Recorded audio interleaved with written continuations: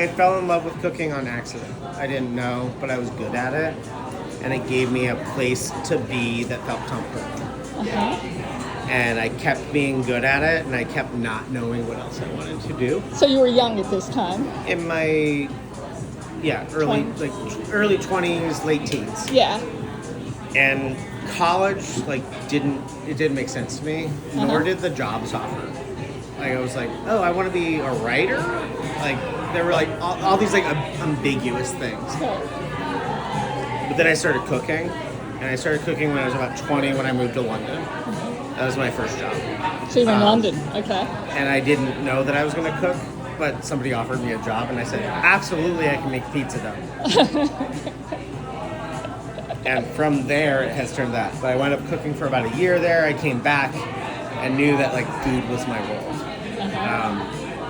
And I toyed with both professionally cooking and trying to think about what my parents wanted, a bachelor's degree. Yeah. For a while. And then after doing AmeriCorps for a year, okay. I was a teacher. Yeah. I knew that was not my path. And I applied to the CIA. I went to the CIA in Poughkeepsie or Hyde Park, New York. But I went as a fully committed adult, not as an 18-year-old who didn't know how to go to school. So everything I did was really serious to me. And when they told me I could take the train down on the weekends to do stages, I took the train to do stages. And I used every connection that I could the whole way through. And I have been in love with the idea of craft since. It has not stopped. And when did you get into whole hog butchery? It started at the CIA. Okay. I had a great, he was my fish professor, but he talked about my butchery guy, and he was like, if there's anyone in this whole school you want to spend time with, it's this guy, because he's one of the last certified master butchers on earth. And he was a guy who could take it from slaughter all the way to a sausage. And so I spent all my time that I could free for that year around him. I just go down with extra time to be around Chef Sebald. And then from there, I've always just said, in my head, I thought, there are two things that real chefs know. And it's how to be a butcher and how to bake. Okay. And you got them both. And that's the craft, is learning every little bit, so that there might be somebody better than me who's a better baker, but I need to know how it works, so I can troubleshoot and work with someone, teach someone.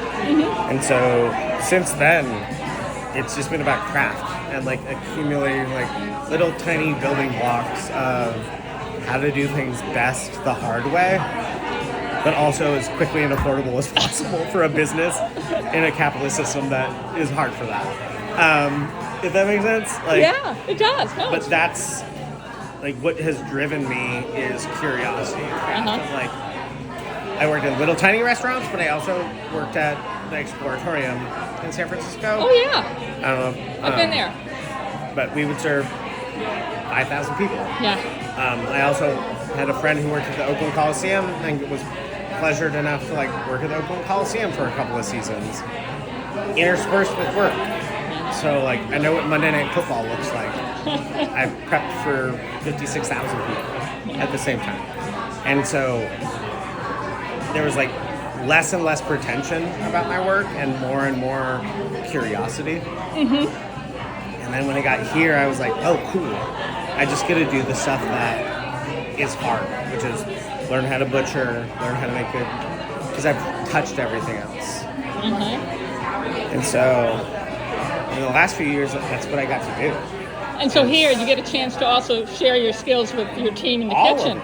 All of it. We get to scale food, we get to butcher, and I get to teach people who are eager to learn.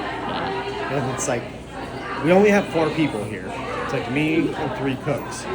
But I'd say, half of our team is here eager to learn. And the reason why they're here is not their skill set, but it's their willingness to learn and cook and do it the hard way. You see yourself in them at a younger age. Oh yeah, that was the stuff that I signed up for 100% Right. before, and the stuff that I went home feeling like, is this worth it? But a long time later, like I get to feel proud today Oh, that's great. of like the work I did, but also like I get to feel proud because I choose to share in an equanimous way, rather than like live in a place that like the best food in the world is only for people who can pay for it.